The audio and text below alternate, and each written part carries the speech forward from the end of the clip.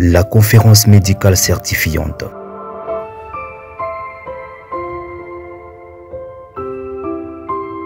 Une rencontre de haut grade a eu lieu ce samedi 5 août 2023 à Lubumbashi dans la salle Prof Moteta de la faculté de médecine à l'université de Lubumbashi. Qui va porter sur la conduite à tenir sur la domaine de l'équipe chirurgicale. Avant tout propos, nous allons d'abord nous faire connaître. Nous, c'est le centre des métiers SAFI Startup, un organisme de formation à vie professionnelle qui est connu en République démocratique du Congo et dans 16 pays membres de l'OAGA.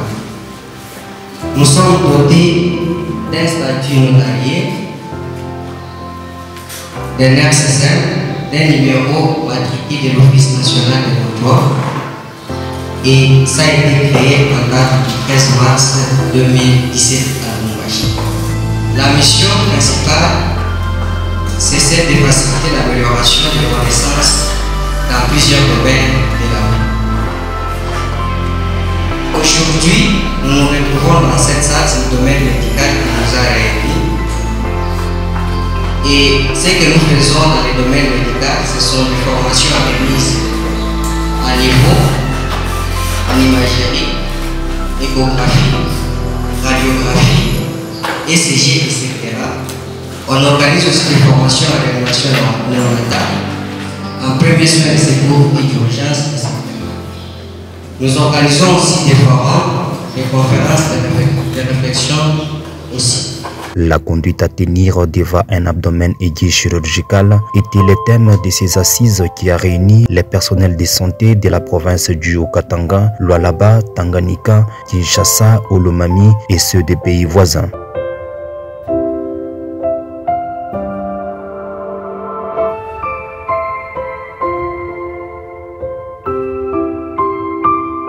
Les professeurs Dr Sébastien Bouy, spécialiste en chirurgie pédiatrique, maxillofaciale et esthétique, s'est apaisanti sur la prise en charge de l'abdomen aigu chirurgical chez l'enfant. C'est assez important. C'est assez important chez les enfants parce que c'est toute une panoplie de pathologies. Mais on doit avoir une certaine systématique pour savoir qu'est-ce que c'est et qu'est-ce que je fais. Je donne un exemple banal. Un enfant qui naît sans anus. Et c'est un abdomen aigu chirurgical. Moi j'aime bien que ça soit intelligent. Un enfant qui naît sans anus, c'est un abdomen aigu chirurgical. Quand vous les faites deux, bon.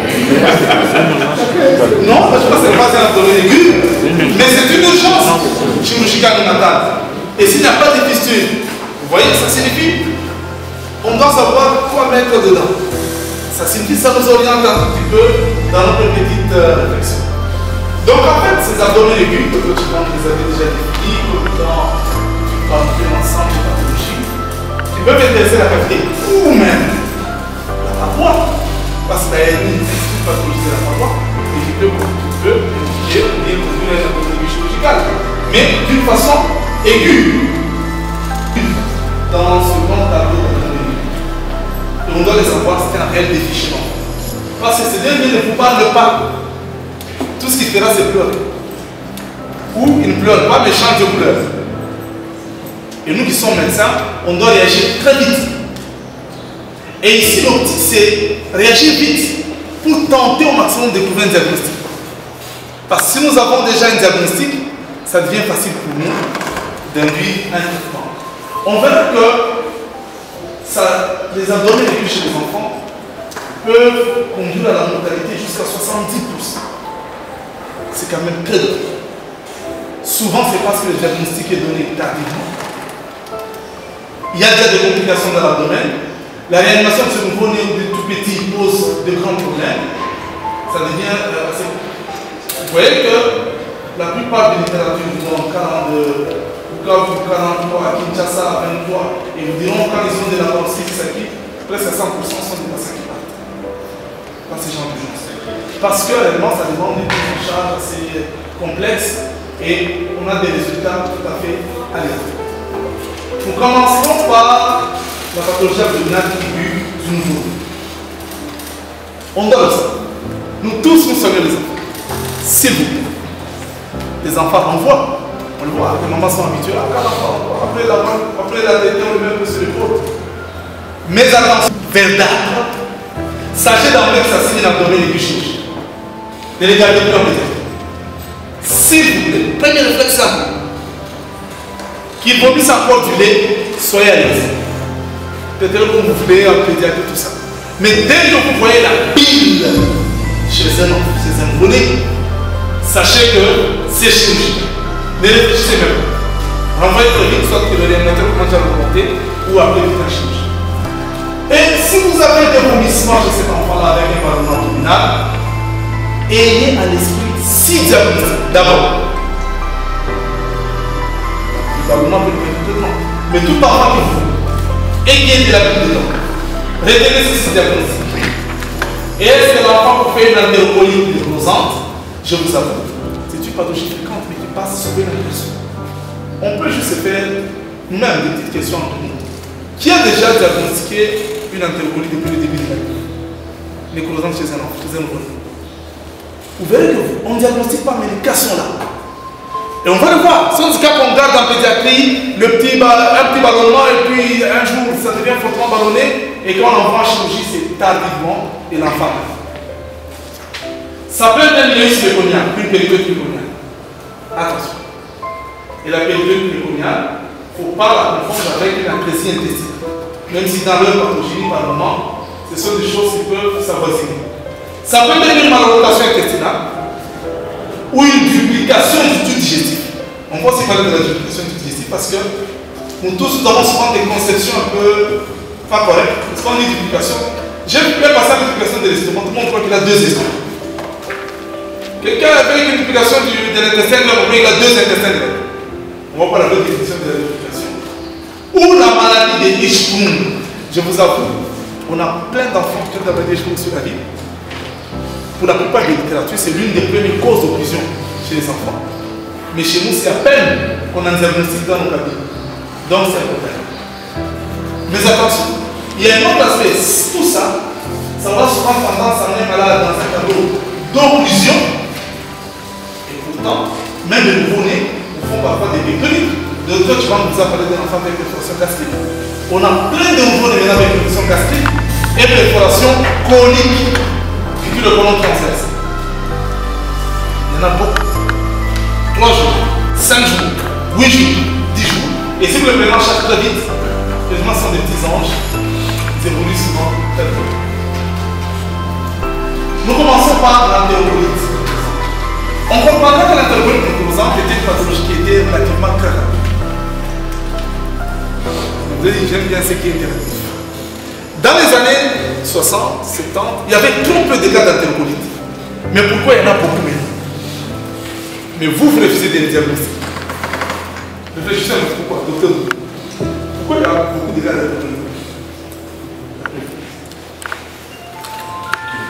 En fait, l'évolution des cas d'entérocolite se fait simultanément avec l'évolution de la science.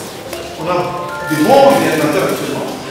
Les enfants de 1300 grammes ne meurent pas toujours, parce qu'on peut le réanimer. Et c'est même ça la pathologie de l'entérocolite. Donc vous avez un enfant prématuré, vous l'avez réanimé, nous tous nous connaissons le système du choc ou les mécanismes du choc. Ça signifie qu'on privilégie les autres territoires, non, mais on pense que les territoires atlantiques ne servent à rien, pas le corps humain. Et qu'est-ce qui se passe? C'est une cause. C'est une ischémie de cette zone-là. C'est l'ischémie due souvent à la réanimation ou à l'immaturité qui conduit à l'entérocolite nécrosante. Et je dis toujours aux gens, vous avez déjà suivi le film Grey's Anatomy? Il y a une dame, une orthopédiste,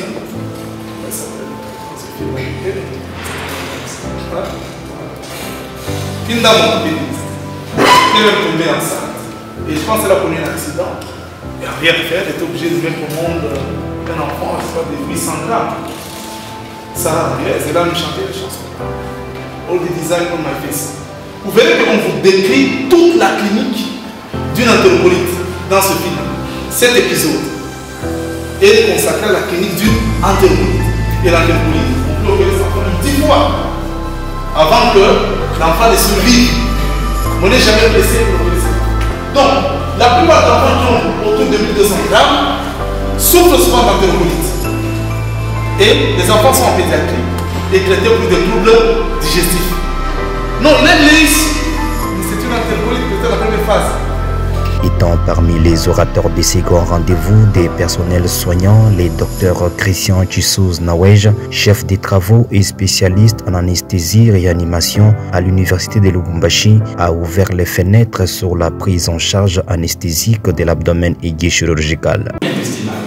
Et la colite intestinale à son tour sera responsable de la survenue du troisième secteur. Parce que nous disons que le tube digestif mobilise au moins 7 litres. Admettons qu'il y a obstacle et il y a atonie, donc les 7 litres-là ne savent pas circuler. Alors ça contribue à la formation du troisième secteur. Ça c'est au niveau local. Au niveau local, toujours, la distension abdominale va entraîner des troubles circulatoires au niveau de la paroi intestinale. Comme conséquence, il y aura stase veineuse et lymphatique au niveau de la paroi intestinale. Cela va entraîner une augmentation de la perméabilité capillaire au niveau de la paroi intestinale. Conséquence, il y aura augmentation de la sécrétion endoluminale et transsudat péritonéal, donc fuite des liquides. Alors, cela va contribuer à former les troisième secteurs. Voilà pourquoi quand on ouvre tout, abdomen aigu, il y a de l'eau qui sort. C'est le troisième secteur. Alors, de l'autre côté, l'augmentation de la perméabilité capillaire peut entraîner un lait pariétal avec un oxy pariétal qui peut arriver même jusqu'au nécrose. Donc, une occlusion intestinale peut se transformer en péritonite. Ça peut être. C'est clair. Donc, voilà au niveau local comment ça se passe. Donc, le plus grand problème, c'est la distension abdominale. Ça, c'est au niveau local. Maintenant, au niveau général, la distension abdominale a plusieurs répercussions. Premièrement, sur le diaphragme. Quand il y a une forte augmentation de la pression intra-abdominale, le jeu du diaphragme diminue. Conséquence, défaillance respiratoire. La capacité résiduelle fonctionnelle diminue et ça gêne la respiration. Et surtout chez les enfants, quand ils viennent avec des abdomens aigus, pénétrent leur saturation, vous allez voir qu'ils sont toujours en décideur violente. Parce qu'ils ne savent plus respirer. Alors, après ça, la distension abdominale entraîne des vomissements. Les vomissements, par les vomissements, on perd de l'eau et des ions. En conséquence, on peut avoir des troubles hydroélectrolytiques. Et les troubles hydroélectrolytiques entraînent des différences métaboliques. Alors, j'avais sauté un peu, la distension abdominale aussi augmente la pression intra-abdominale. Quand la pression intra-abdominale est augmentée, conséquence, le retour veineux pose problème. Parce que pour que le sang des membres inférieurs est rentré au cœur, il faut que la pression de la cavité abdominale soit normale. Quand elle devient importante, elle va gêner tout le sang qui vient des membres inférieurs vers le cœur. Conséquence, le retour veineux diminue. Et tout cela continue à une défaillance hémodynamique. Alors, la création du troisième secteur que nous avons vu de l'autre côté va créer l'hypovolémie. Ces patients sont souvent hypovolémiques. Et l'hypovolémie va entraîner une défaillance hémodynamique. Alors, la défaillance hémodynamique, la défaillance métabolique, la défaillance respiratoire vont entraîner maintenant une défaillance polyviscérale.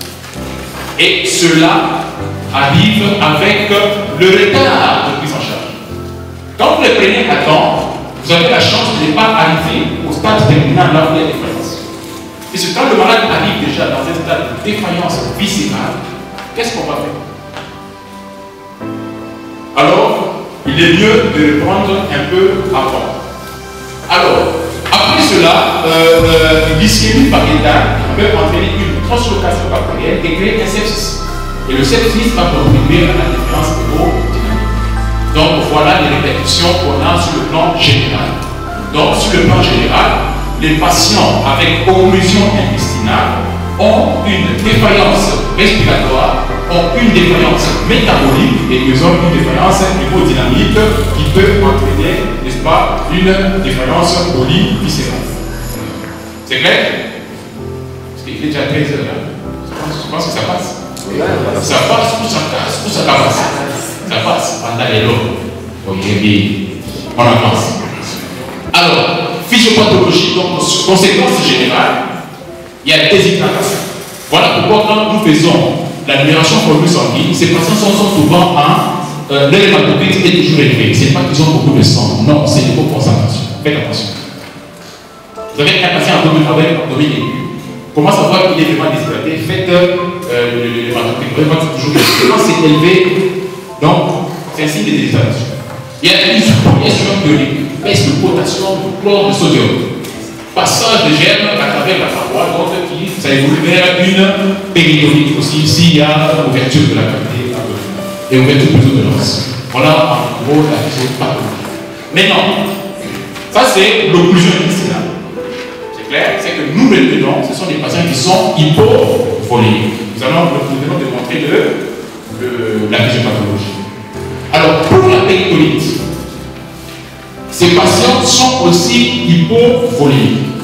Mais la façon dont l'hypovolémie s'intervient, elle est légèrement un peu différente de celle de l'occlusion. Alors, pour la comprendre, il faut comprendre par le type de péritonite qu'on peut avoir.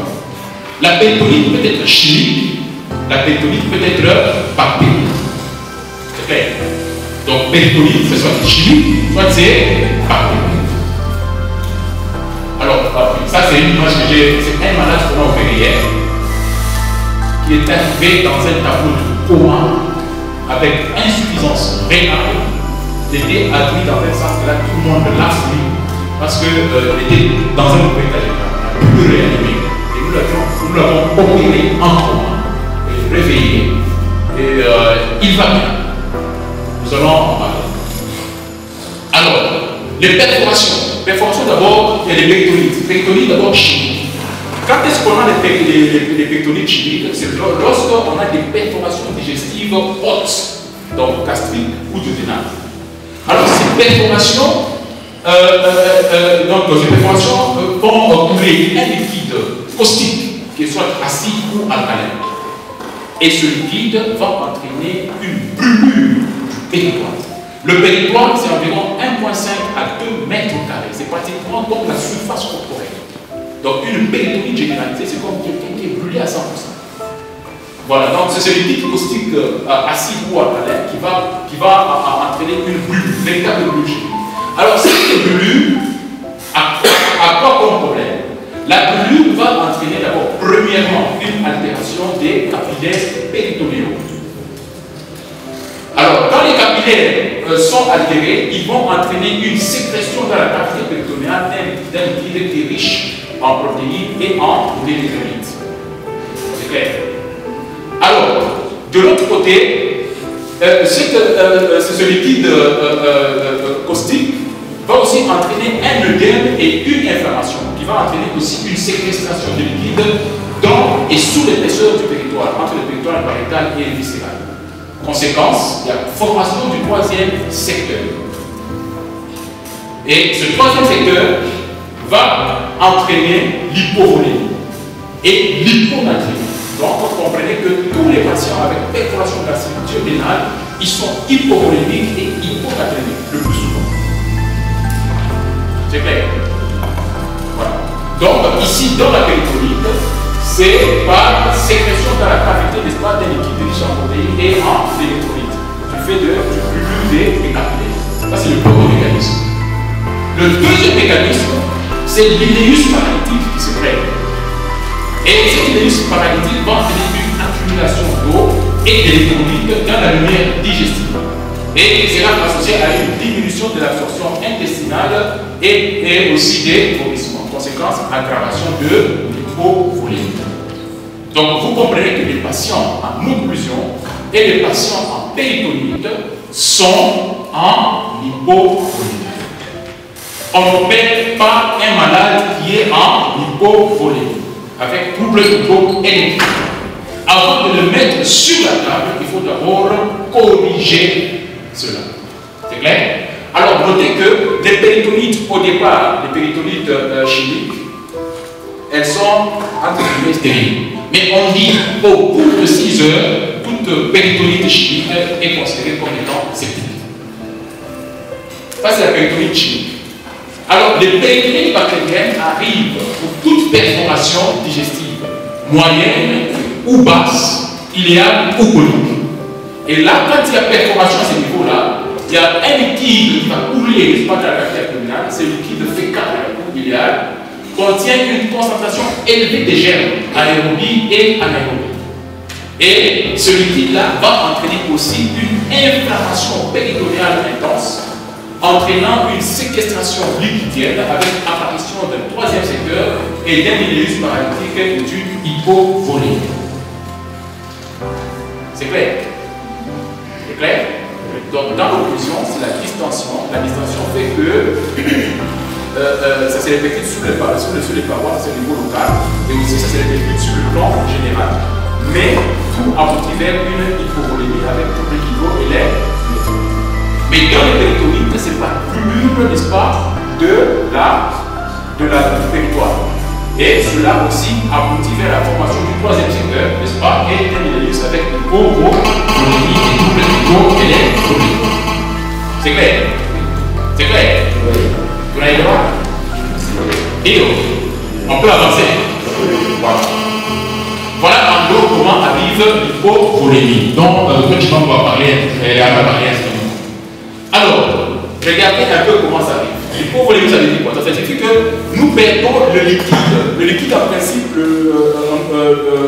qu'on a dans le livre plasmatique. Quand le tube digestif fonctionne normalement, il sécrète, il absorbe, il permet de maintenir un certain volume de liquide dans le livre plasmatique.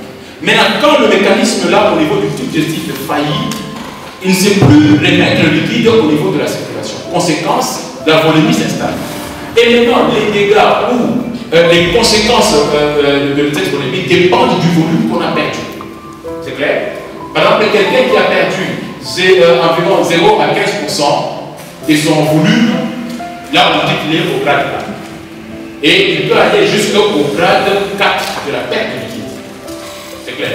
Alors, sur le plan je peux dire, comment expliquer, sur le plan pratique, qu'est-ce que nous disons? Quand le malade se vide, c'est clair, il perd le liquide, il va aller jusqu'à arriver en état de choc. Et quand le choc s'installe, premièrement, il peut d'abord être compensé, c'est clair?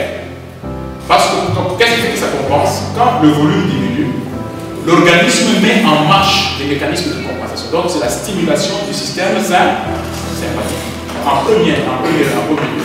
Et ça va augmenter, soutenir la tension artérielle. Pendant un temps. Si vous ne corrigez pas, ce mécanisme va faillir. Et vous allez entrer maintenant en hypotension. Voilà pourquoi on vous montre là-bas tous les paramètres. Suivant la tension artérielle, pression artérielle. On dit qu'au début c'est normal ou élevé. Grade 2 c'est élevé parce que là c'est le sympathique qui agit. Plus ça. Si vous ne corrigez pas, le malade va passer maintenant dans le stade d'irréversibilité. Et quand le sujet ne pose la question, il est opérable ou pas opérable, quand c'est irréversible, c'est plus opérable. Maintenant, l'irréversibilité, c'est un peu difficile à employer. Là, c'est irréversible, c'est pas réversible. Le plus souvent, ce sont les gaz du sang qui nous orientent. Nous avons fait une maison de remplissage, de flux challenge, pour remplir. Un patient qui a un lit vasculaire bon, quand tu donnes peu de liquide en faisant le flux challenge, la tension monte, il brille. Un malade qui a un lit vasculaire qui commence à s'abîmer, vous mettez, la tension artérielle monte difficilement, et c'est clair, et les urines viennent difficilement. Des fois, nous mettons des vasopresseurs pour soutenir la tension artérielle. Ils ont la chance. Mais à un certain moment, vous pouvez même mettre le coup, ça ne tient pas. Et le plus souvent, c'est la gazométrie qui vous aide. Quand vous prélevez son sang artériel, vous amenez pour faire les gaz sanguins, on va regarder le lactate. Le lactate normal, c'est moins de 2 millimoles par litre. Quand c'est au-delà de 6, ça montre qu'il y a hypoxie tissulaire. Donc, c'est un malade déjà qui fait déjà des dépendance au viscéral, la récupération devient hypolytique. C'est clair? Voilà pourquoi il faut les prendre les plus vite que.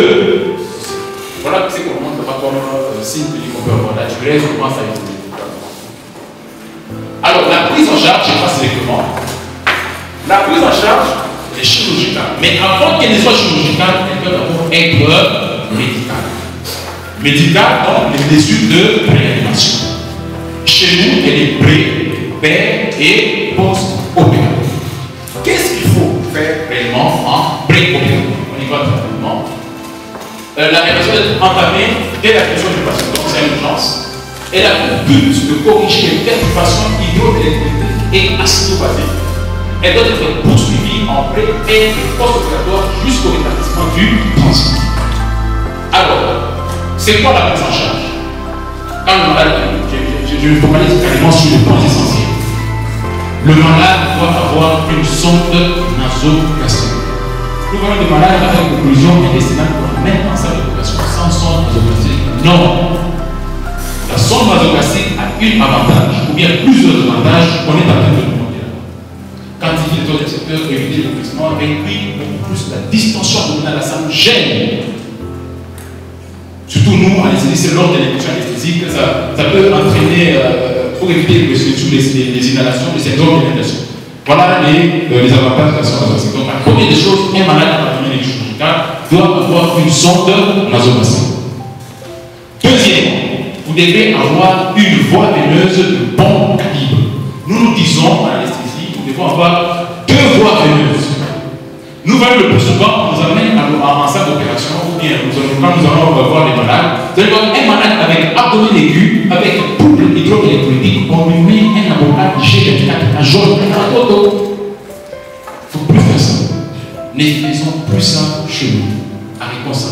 Un malade avec abdomen aigu, quand c'est un malade qui a besoin de beaucoup d'eau, il a besoin qu'on corrige ses électrolytes, il faut une voie veineuse de gros calibre, au moins G18, G16. Et mettez-le, un à gauche, un à droite. Le malade doit avoir une sonde vésicale. Le plus souvent, on arrive en salle d'opération, on veut opérer, les gens se rendent compte que le malade n'a pas de sonde. Ça montre qu'il n'a pas été bien réglé. Parce que les urines font partie du monitorage pour savoir que notre test de remplissage a réussi. Il doit avoir une sonde vésicale. Et après avoir placé les doigts, vous devrez surveiller votre patient. Qu'est-ce qu'on surveille? Les signes cliniques. On surveille les constantes hémodynamiques. On nous sculpte les poumons. Parce que ce sont des patients chez qui nous donnons généreusement des liquides.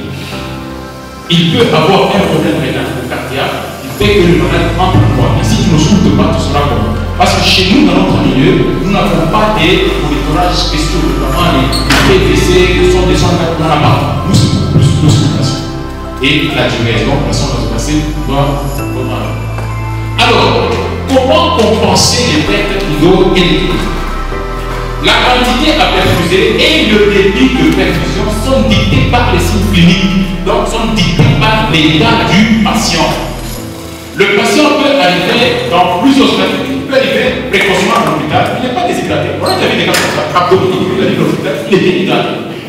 Le premier. Mais il peut traîner un peu, il peut arriver dans un état de déshydratation, peut-être plan A, plan B, plan C. Il existe plusieurs formules pour calculer. Moi j'évite toujours des choses difficiles. J'ai toujours dit que la médecine n'a jamais été difficile, c'est nous qui l'avons. J'ai toujours conseillé d'utiliser juste les formules de déshydratation que nous avons classiquement en cas de déshydratation. Si le patient est déshydraté au plan A, donnez 50 000 par kilo de liquide. Au plan B, 75 000 par kilo de liquide. Au plan C, ou bien s'il est en choc, on va à 100 ml par kilo. Et le plus souvent, les formules de régulation actuellement nous demandent de les faire couler pendant au moins 4 heures. Nous n'avons que 6 heures. Quand je dis faire couler pendant 4 heures, ça ne veut pas dire que le malade doit être opéré nécessairement seulement à 4 heures. Vous pouvez mettre votre premier litre de liquide, deuxième litre de liquide, le malade commence à aimer, il répond bien, au bout de 2 heures, vous pouvez l'aller au corps. C'est clair. Surtout quand ces gens ont peur de donner. À moins que le patient ait un problème cardiaque connu, un problème rénal. Et même s'il fait une insuffisance rénale, beaucoup de gens font l'erreur. Le malade arrive, il fait une insuffisance rénale aiguë sur péritonite ou abdomen aigu chirurgical. On dit on ne donne pas de liquide, on commence à donner de l'azis. Arrêtons de faire ça. Même s'il est en insuffisance rénale, sachez que c'est une insuffisance rénale fonctionnelle. Elle ne s'établit qu'avec l'hydratation. Ne donnez pas de l'azis. C'est une faute. C'est clair? Ouvrez les données. Vous allez voir que plus vous donnez les liquides, plus il va commencer à aimer. C'est l'exemple du malade de biscuits là que j'ai montré. C'est un malade qui est en insuffisance rénale. Oh, il est dialysé, c'est lui la porte de l'opération. Voilà, juste donner les liquides. La créate à l'admission était autour de 3,2 et l'urée à 126. Juste avec les perfusions. Après quelques heures de perfusion, la crête est passée de 3,2 à environ 2,4. Juste par la perfusion. Donc, c'est la perfusion qui résout les problèmes de ces patients. On n'allait pas donner les lasers. Alors, chez les enfants de moins de 5 ans, c'est pratiquement la même chose. Mais là, qu'est-ce qu'on fait? On recommande de mettre 20 ml par kilo de Ritalactaf en environ 15 minutes. Et si vous n'êtes pas satisfait des résultats, vous pouvez répéter, vous allez entretenir avec 70 ml par kilo. Voilà comment on corrige, n'est-ce pas, les troubles hydriques. Mais maintenant, les troubles électrolytiques, on doit faire en principe l'ionogramme. Mais je sais que dans beaucoup d'hôpitaux, l'ionogramme pose encore problème. Juste quelques hôpitaux sur la ville que je connais où on peut demander l'ionogramme et on l'a dans 20 minutes. Mais je vous dis, c'est important de corriger l'ionogramme, mais ce qui est plus important, c'est de corriger la volée. Quand vous avez rempli, vous avez corrigé, vous allez voir que même le reste là va suivre. Mais si vous êtes dans un milieu très équipé, vous pouvez maintenant corriger avec précision, n'est-ce pas, les électrolytes. Alors, la prise en charge anesthésique, là on est en paix opératoire. Sachez que c'est une urgence qui fait, donc on a quelques heures de préparation. Le malade doit monitorer. On n'a pas besoin de monitorage sophistiqué, juste un monitorage standard, tensiomètre, saturation d'oxygène, ECG. Je sais qu'il y a certaines salles d'opération qui ne sont pas des moniteurs. C'est dangereux. Aujourd'hui, on ne peut plus faire l'anesthésie sans même un oxymètre. Si tel est le cas dans votre centre, demandez qu'on vous donne un petit standard. Autre chose qu'il faut savoir, ces malades sont considérés comme des estomacs pleins. Parce que le tube digestif est rempli. Lors de l'induction anesthésique, on va couper le réflexe de protection des voies aériennes supérieures. Il peut vomir et il inhale, il fait un inhalation. Il peut mourir sur le champ. Moi j'ai déjà vu un malade mourir sur le champ. Le temps qu'on bascule, le temps qu'on aspire, il avait déjà inhalé les matières fécales et c'était fini sa bouche. Donc, pour éviter cela, nous faisons ce qu'on appelle en anesthésie une induction à séquence rapide. Ce sont des malades qui doivent être anesthésiés avec intubation oro-bactérienne. Ce que nous voyons beaucoup plus à la cité, ces malades sont anesthésiés sous kétamine à l'air ambiant. C'est dangereux. C'est l'un des facteurs qui augmente aussi la mortalité. Parce qu'il peut inhaler, vous n'allez pas savoir. Vous allez voir qu'il commence à désaturer pour rien. Parce qu'il a inhalé, il va entraîner une fracture de l'autre. Tout dépend de l'importance de ce qu'il a inhalé, de l'acidité, et il peut en mourir. Donc, on fait ce qu'on appelle l'induction en séquence rapide. Ça veut dire quoi? Nous donnons un hypnotique, il dort, nous donnons le succinyltonium, de la myoplégie. Pendant qu'on donne le succinyltonium, pendant qu'on endort, avant de donner le succinyltonium, nous faisons ce qu'on appelle la manœuvre de séquence. Donc, tenons la trachée et nous affaissons l'œsophage. Avant, c'était obligatoire, systématique. Mais on s'est rendu compte que beaucoup de gens ne savent pas le faire. Si vous ne savez pas le faire, ne le faites pas. Faites juste une induction à séquence rapide. Si vous savez le faire, tenez l'œsophage, la trachée, affaissez l'œsophage. C'est clair? Et puis, vous donnez la myoplégie. La myoplégie paralyse votre malade en 30 secondes. Elle va quand vous donnez comme ça, bam, le malade va s'activer ça. À peine vous terminez de faciliter, tu pètes avec la réduction, tu le tues et tu gonfles la bouffe. C'est ce qu'on appelle l'induction séquence rapide ou crush dash. Alors, l'anesthésie est standard. Donc, on donne des hypnotiques, on paralyse le malade et on donne des morphiniques pour couper la bouffe. L'antibioprophylaxe. Nous avons ce qu'on appelle le schéma Altenmeyer. Altenmeyer 1, chirurgie propre. Altenmeyer 2, chirurgie propre contaminée. Altenmeyer 3, chirurgie contaminée. Et Altenmeyer 4, chirurgie septique. Je vais montrer ça.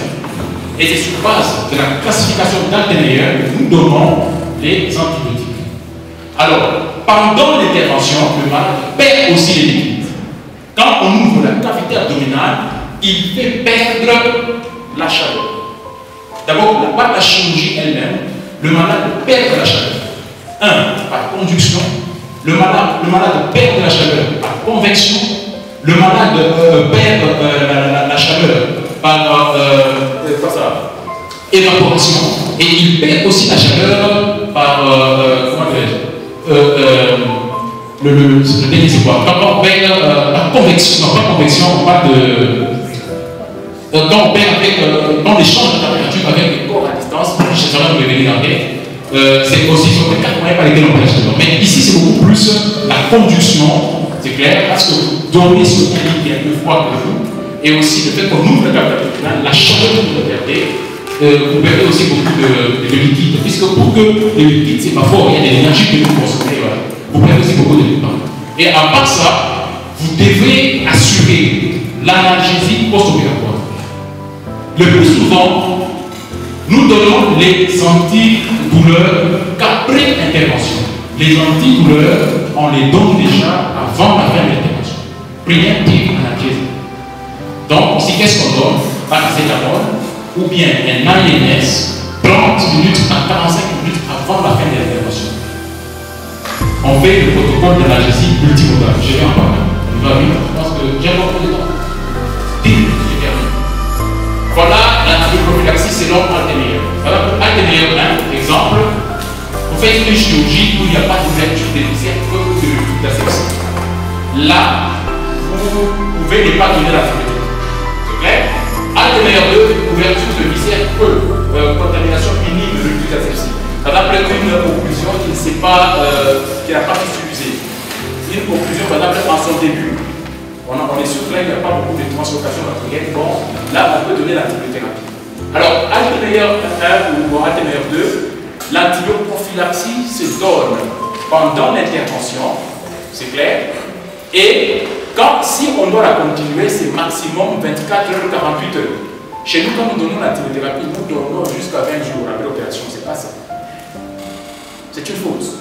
C'est clair? C'est donc Altemeyer 1, Altemeyer 1, on n'a pas besoin d'antibiotiques, mais Altemeyer 2, on doit mettre l'antibiotique. Mais c'est là, c'est pendant 24-48 heures. Mais là, c'est comme conseil, lorsqu'on doit faire une antibioprophylaxie périopératoire, on donne en principe l'antibiotique avant la chirurgie, avant l'anesthésie, 30 minutes avant. Vous donnez. Mais pour ce qui est de la chirurgie abdominale, il est conseillé 2 heures après la première injection, vous devez ajouter la moitié de la dose injectée. C'est une vérité. Mais si c'est Altemeyer 2, plutôt 3 ou 4, là, l'antibiothérapie est curative. C'est clair. Par exemple, péritonite par pénétration typique. C'est Altemeyer 4, c'est une chirurgie septique. Là, vous devez mettre des antibiotiques. Et le choix des antibiotiques dépend, n'est-ce pas, de la flore locale. On ne choisit pas l'antibiotique pour choisir. Alors, comment on choisit les antibiotiques? Alors, par exemple, en cas de péritonite communautaire, on nous donne les différents germes qu'on peut avoir en état sous-ésocolique, en état sous-ésocolique. En cas de péritonite nosocomiale, voilà les germes qu'on peut avoir. Et là, c'est sur base de ces germes qu'on a pu choisir maintenant les antibiotiques que nous pouvons donner. Voilà, on voit les types de photos. Par exemple, en cas d'occlusion, où il n'y a pas de perforation, on est sûr que le contenu du tube digestif n'a pas contaminé. Alors là, le plus souvent, qu'est-ce qu'on conseille de donner comme antibiothérapie? C'est juste une céphalosporine de 2e génération, en one shot une fois, que vous pouvez répéter en préopératoire. Si c'est Altemeyer 2, par exemple, vous pouvez donner 24-48 heures, ça suffit. Mais dans les péritonites, ce sont les germes qu'on rencontre ici. Alors voilà l'antibiotique qui est choisi. Péritonite communautaire, les PNM peuvent être donnés, puisque ici en cas de péritonite, l'antibiothérapie, comment dirais-je, on l'a fait au pifomètre. C'est une, comment est-ce que le terme constaté, c'est quoi? Ce n'est pas une antibiothérapie, comment dirais-je, le terme constaté, ça va revenir. Alors, ce qu'on fait, c'est on donne une antibiothérapie qui est, le terme c'est quoi encore? Pardon? Empirique, merci beaucoup. C'est l'antibiothérapie empirique, merci. L'antibiothérapie empirique. Alors, cette antibiothérapie empirique, c'est pas sur les germes. Soit on peut donner le PNM, mais ce qui est beaucoup plus conseillé, c'est de faire association cétotaxine ou cétotaxine. Donc, les C3G associés aux imidazole. C'est ce qui est conseillé. Mais, si le patient a des comorbidités, telles que diabète, néoplasie ou immunodépression, il est conseillé de donner le piptase, piperacilline tazobactam. Ça c'est conseillé. Mais si c'est une péritonite nosocomiale, par exemple une péritonite post-opératoire, là d'emblée, il est conseillé de mettre la céphépine associée à un mini-d'azote. Voilà ce qu'il est conseillé. Alors, la prise en charge post-opératoire, je vais revenir sur la douleur PLS. La prise en charge post-opératoire, ces malades vomissent. Alors, nous avons un score en médecine que nous appelons le score d'affaires. C'est sur base du score d'affaires que nous donnons les antivomitifs. Nous allons les montrer aujourd'hui. L'analgésie multimodale, c'est le point essentiel pour pouvoir permettre une réhabilitation améliorée après chirurgie. Aujourd'hui, opérer un malade et qu'il reste 72 heures dans son lit sans bouger, ce n'est plus admissible. Donc, il faut couper la douleur totalement pour permettre au malade de pouvoir se mouvoir le plus tôt que possible. Plus le malade, chez nous, ils arrivent après une semaine, 2 semaines. C'est comme les exemples que je viens de donner. Pratiquement plus de 2 semaines, il y a une belle formation d'acide. Alors, il ne mange pas. Il faut un support nutritionnel par post-opératoire. Alors, regardez maintenant, ça c'est le score qu'on fait. Comment on le calcule? On regarde le sexe. Si c'est une femme, donc la probabilité de vomir est élevée de l'ordre. On donne 1. Si elle ne fume pas, donc on dit les fumeurs vomissent moins que les non-fumeurs. Si ne vomit pas, c'est 1. S'il y a des antécédents de nausées, vomissements, on donne 2. Alors on va calculer à la fin. S'il a un score de 2 et plus, il faut prévenir les vomissements post-opératoires. C'est clair? Par exemple, si son score est de 2, donc elle est femme et elle ne fume pas. Elle a 2 plans. Donc, comme traitement, il faut lui donner A. A, ça veut dire quoi? Il faut lui donner le dopéridol, 1,25 mg à l'infusion de l'anesthésie. Ça suffit. Si le malade a un score de poids, il est conseillé de lui donner A plus B. On donne dopéridol, n'est-ce pas, à l'infusion, plus la dexamethasone, 4 mg. La dexamethasone aujourd'hui en anesthésie, elle est considérée comme un antivomitif. Elle n'est pas classée parmi les antivomitifs, mais on a constaté son effet sur quand on le donne, ça bloque le vomition. Et que il est donné systématiquement chez les patients qui ont un score d'affaires, n'est-ce pas, dans la vie de droit. Si c'est 4, voilà, il faut faire A plus B plus. Donc, si c'est 5, A plus B plus C plus. Voilà comment on agit pour pouvoir couper les nausées et les vomissements. Maintenant, l'analgésie multimodale. Qu'est-ce que nous faisons? L'erreur. Nous, beaucoup de gens donnent l'analgésie seulement après l'opération. Non. L'analgésie se donne avant la fin de l'opération. Habituellement, on donne paracétamol, plus diclofénac, plus, si pas diclofénac, on peut donner l'acupant ou autre, avant la fin de l'opération. Mais lorsque le malade va se réveiller, vous allez lui ajouter un morphinique pour la douleur. Alors, l'analgésie multimodale, c'est quoi? Et puis, qu'est-ce que je conseille moi pour aider aussi chez nous? Nous donnons seulement paracétamol, et puis ça suffit. Un jour, j'étais quelque part là, j'ai donné 3 molécules. Le médecin était là, fustigé. On comprend. Il n'existe pas une seule voie de la douleur. Il existe plusieurs voies de la douleur. Et le mécanisme de la douleur, c'est là que moi je travaille, c'est sur la douleur postopératoire. Il existe aussi plusieurs mécanismes qui expliquent la douleur. Alors, quand on doit bloquer la douleur, on doit agir sur au moins 2 sites. Pour clôturer cette liste des intervenants à cette conférence, le Dr Didier Chibango Mujinga, spécialiste en chirurgie générale et chef des travaux à la faculté de médecine à l'UNILU, s'est attelé sur la prise en charge de l'abdomen aigu chirurgical chez l'adulte. 2 heures après, il a très mal au ventre. Et quand vous dites où est-ce que vous avez mal, il vous dit le milieu du ventre, il ne sait pas dire exactement. Et il évolue comme ça. Il va de pharmacie en pharmacie. Et même peut-être chez nous, il passe. Et on lui donne toujours des anti-sécrétoires, on fait des H-kilo, il va faire la fibroscopie et tout ça. Mais peut-être que ce patient est en train de faire une claudication abdominale. Donc il a probablement une obstruction partielle d'un réseau qui fait que lorsqu'il lui mange 2 heures après, il a mal. Jusqu'au jour où, un jour, ça va se trouver complètement. Et voilà, il tombe dans un tableau où il y a un infarctus maintenant mesenterique. L'horaire de la douleur, c'est aussi important.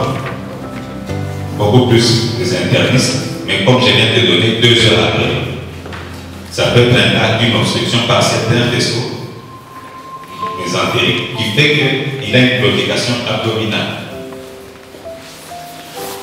Comment évolue cette douleur? Est-ce qu'elle est continue? Est-ce qu'elle est intermittente? Tout ça nous met la puce à l'oreille. Et l'évolution dans l'espace, est-ce que c'est une douleur qui a tendance à migrer pour se généraliser? Alors, qu'est-ce qui aggrave la douleur? J'ai déjà parlé, par exemple, quelqu'un, quand il y a une secousse ou lorsqu'il doit bouger, vous avez une idée déjà, c'est le péritoine qui est irrité. Qu'est-ce qui calme la douleur? Lui, il est prostré, ça va quand même, il fléchit ses jambes, des perforations qu'il fait. Mais je vous informe que l'un des cas, comme celui dont je parle, c'était une perforation gastrique. Donc, il faut toujours nuancer. Tout n'est pas carré. C'est pourquoi j'avais du mal à savoir qu'est-ce qu'il faut donner. Tout n'est pas carré. Les patients peuvent venir dans un tableau de choc. Le poids, la taille. Je vais insister peut-être sur l'amaigrissement. J'espère que je vais m'en rappeler et je le dis carrément, même si ça va prendre les autres diapositives. Vous savez, quelqu'un qui vient, douleur abdominale, il est déjà abîmé. Vomissement, douleur d'éthyl-poly, arrêt de matière et de gaz. Mais quand vous regardez, il a un tableau d'épigastralgie, révèle le traitement. Et vous dites occlusion intestinale, oui, vous avez raison. Mais ça peut être occlusion intestinale d'une autre chose qui n'avait pas été diagnostiquée bien avant. Vous ouvrez, vous constatez que vous avez une tumeur de l'estomac qui a dépassé la séreuse, qui a pris le côlon, et par hasard, qui a dépassé, qui a pris aussi un peu de miel. Et là, vous vous rendez compte, il vient dans un tableau occlusif, amaigri, mais cet amaigrissement n'est pas dû à cette maladie maintenant. Cet amaigrissement, c'est son cancer.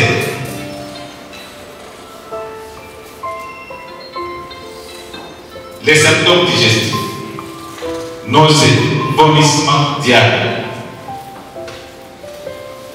C'est vrai, on s'est dit arrêt des matières et des gaz dans la période, mais aussi on peut avoir la diarrhée. Même dans l'occlusion, dans le coup on dit occlusion basse, l'arrêt des matières et des gaz c'est franc. C'est pas toujours le cas. Vous avez un patient âgé avec volvulus sigmoïde qui vient, vieillard de son état, tout souriant. Il dit, je vais bien. Vous l'entendez passer les gaz, mais son abdomen est ballonné, tympanique. J'informe que ces cas-là, c'était une péritonite sur un volvulus sigmoïde qui s'était perforé chez un vieillard, tout souriant, et qui est mort. Tout n'est pas carré. Il faut toujours nuancer les choses. Et puis après, finalement, c'était un infarctus. Et puis c'était des douleurs abdominales. À cause, c'était une claudication. C'était une douleur permanente qui est quand même allée à celle et qui a fait une rectomagie. C'est vrai, amine, flagie. On entend quoi? Mais je vous informe que ça ne va pas attendre 6 heures de temps. Quand c'est un infarctus, c'est une obstruction franche, 6 heures c'est beaucoup déjà. Déjà la muqueuse, à 2 heures, elle commence déjà à être tolérée. À 4 heures, il n'y a presque plus rien. À 6 heures, les muscles. Et au-delà de 6 heures, c'est fini. Et là, les temps n'est pas compris. Vous avez un patient qui vous vient, il va assécher du sang et du sang. Des fois même sans douleur abdominale. Il là, ce n'est pas très difficile à poser les diagnostics. Parce que peut-être, c'est diverticulique qui se met à céder. Je m'excuse, professeur. Même si c'est une pathologie pédiatrique, mais on peut la retrouver aussi chez l'adulte. Et d'ailleurs, il y a une image que je vais vous montrer d'un diverticule chez l'adulte.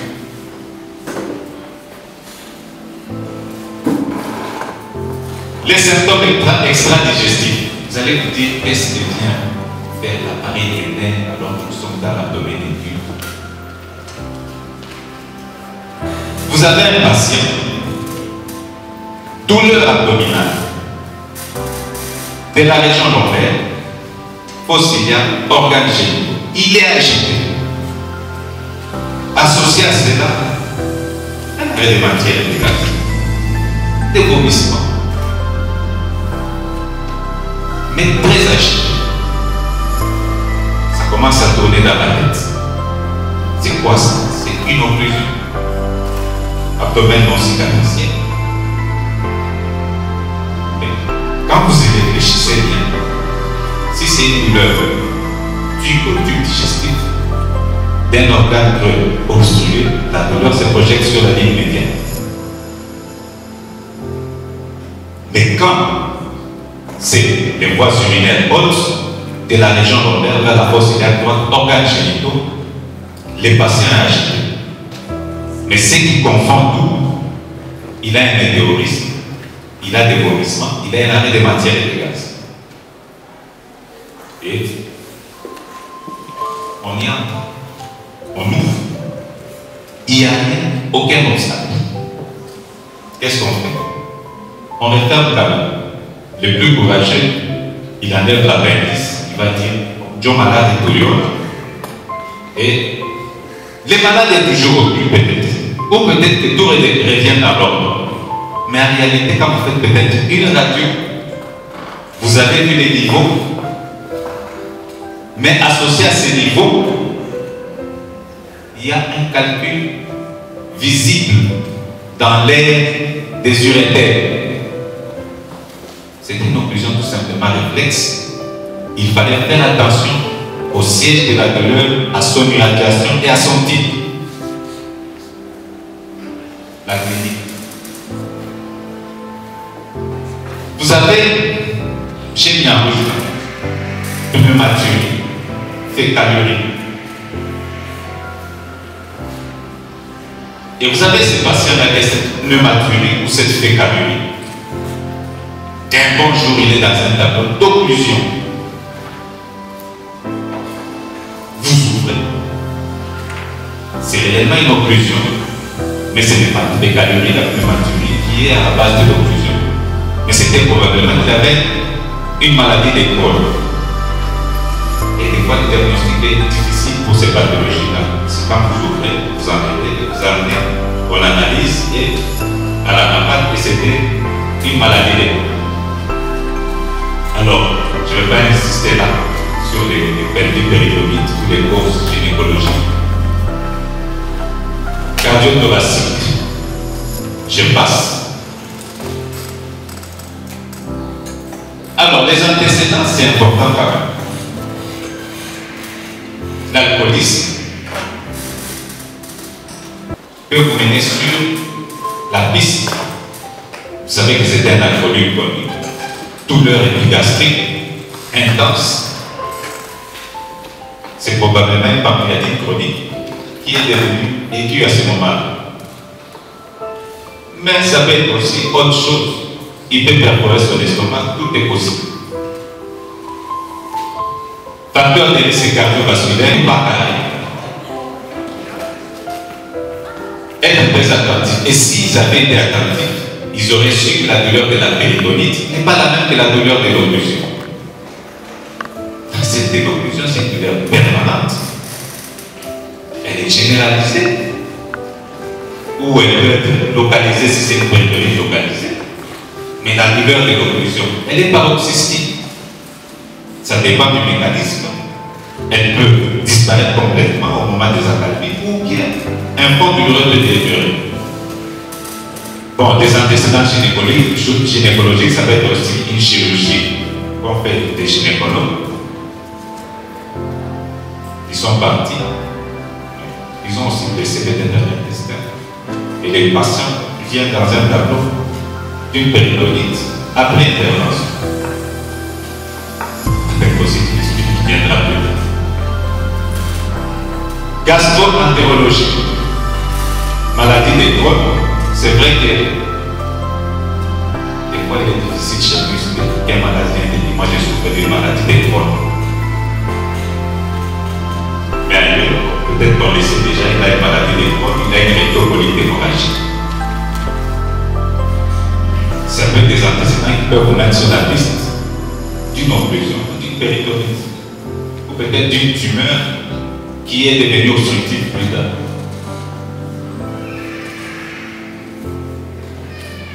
Un trouble de transit récent. Une dame, la soixantaine, douleur abdominale, modification récente du transit, à la palpation, on palpe une masse. Et on s'est dit, c'est probablement une grosse calome qui va passer. Malheureusement, elle ne revient pas plus tard pour savoir si le calome était passé. Et plus tard, on la voit venir, envoyée par un autre médecin pour des transfusions régulières. Il dit, madame, qu'est-ce qui va pas? On t'a transfusé. Il n'y a pas un mois, on t'a transfusé encore. Non, je suis suivi par elle. Parce que j'ai fait une leucémie. Ah. Bon, ça va. Pas très à l'aise. Je venais un peu. Leucémie. Ok, d'accord. Mais je ne suis pas très l'aise.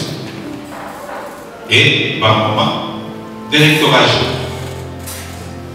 La leucémie dont il était question, c'était une péridonite localisée avec et soignée pour leucémie.